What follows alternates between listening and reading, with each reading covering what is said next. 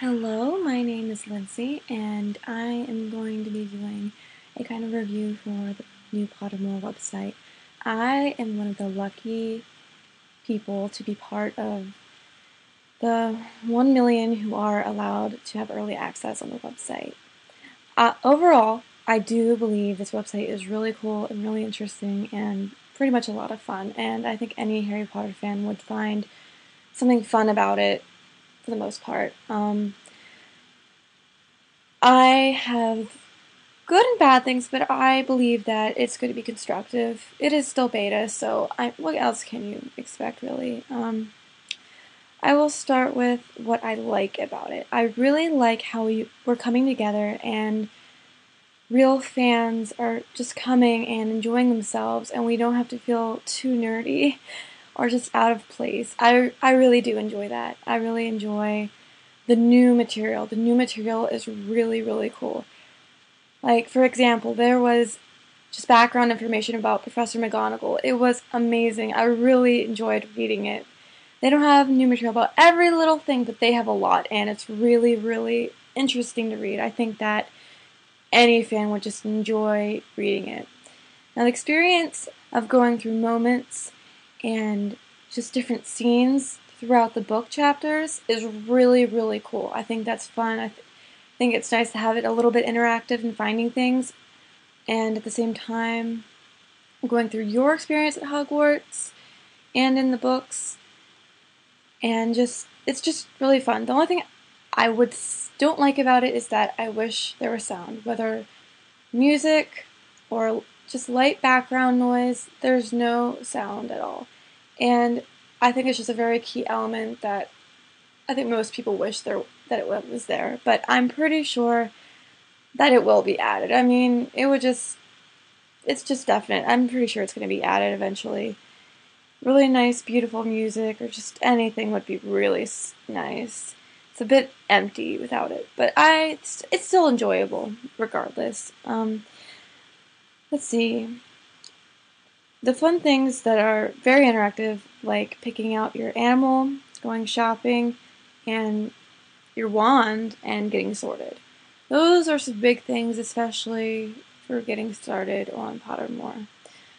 You could pick owls, kitties, toads, rats. I think I actually don't really remember the other ones, but I picked a tabby cat because I love cats, and your animal actually becomes your profile picture. So I really like cats. And the quiz for the wands. Now, I really didn't mind it. I thought that it was fine. I mean, maybe a few more questions should have been added, because on the Pottermore website they do have exactly like what the wood means, like the core means, and the length. So basically the length is done by how tall you are. In the quiz, it asks you, are you short, medium, or tall? I'm medium, so I got an average length wand. And I think it could have asked a little bit more personality questions if the wood core actually, or the wood itself does describe you, but I really don't mind.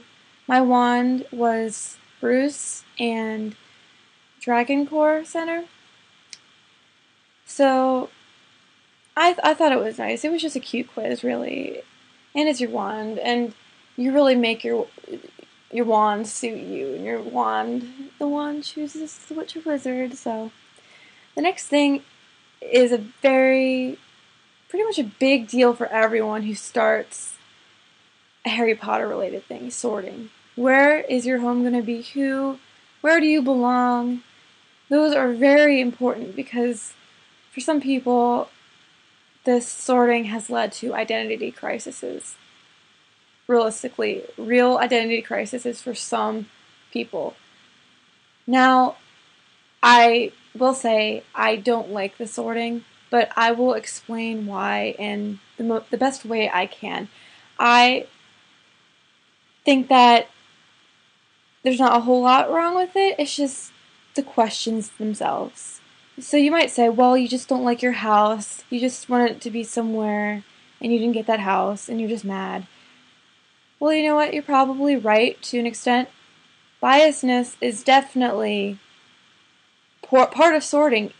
But even the people in the book had a biasness about the houses, either copied from their parents' beliefs or just their own. And the sorting hat did give you a small say in the book. You don't have that in this. You don't have any sort of suggestion to what house you want or don't want. You don't have any of that. So, with that said, the questions themselves, they don't really, I don't really think they reveal a lot about you, your heart, or your head. I mean, a lot of people don't realize this, but from looking at YouTube videos, you actually don't, every person doesn't get the same quiz. The automated questions are sort of random. And my questions were very ambiguous. Like, I seriously got questions like heads or tails, moon or stars. 3 questions were about scenery. The one scenery question was just about which I'd like to be on, and one was like a forest, one was like some kind of open valley type thing, and then 2 were like in like cities. So that was interesting, I guess. And then there was which would be more appealing, which would you go to first? One was a statue of a wizard with a twinkling eye, and another was giant red mushrooms, and then a giant like pool kind of like pond that's bubbling and has a bright light inside of it. And the other one is a tree that has silver leaves on it. And in the pictures, it's dark. It's dark out. So I would think that if I saw something bright and it's dark out, that would really catch my attention. If it's dark, how could I notice there was twinkling or any of the other stuff? So I just thought, well, realistically, I would go towards that other thing first.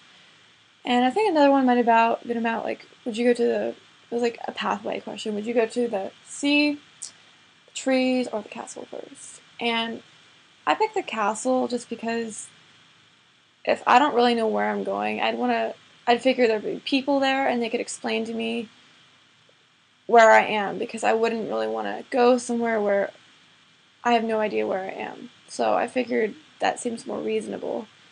But anyways, and then I got another question about which would you like to study? Which, like, creature? I picked a ghost because I think that the afterlife just seems really interesting, especially how a part of somebody is just left behind, and you don't really know if they've moved on, a part of them, or if that's just like an imprint of them. It's just really interesting to me. So my house ended up being Slytherin. I will say I do see some Slytherin qualities in me. I'm resourceful. I do put myself first to an extent, but I think that's, if you really think about it, that is something that most healthy people do.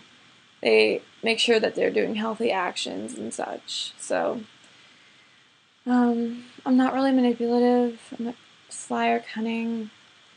And I'm actually an extremely honest person who believes in a lot of, like, justice, I guess.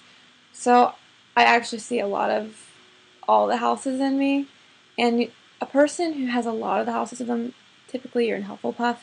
A lot of people don't understand Hufflepuff. It's a very misunderstood house. And Hufflepuff has things like hardworking and trustworthy, reliable. But Hufflepuffs are actually, what I've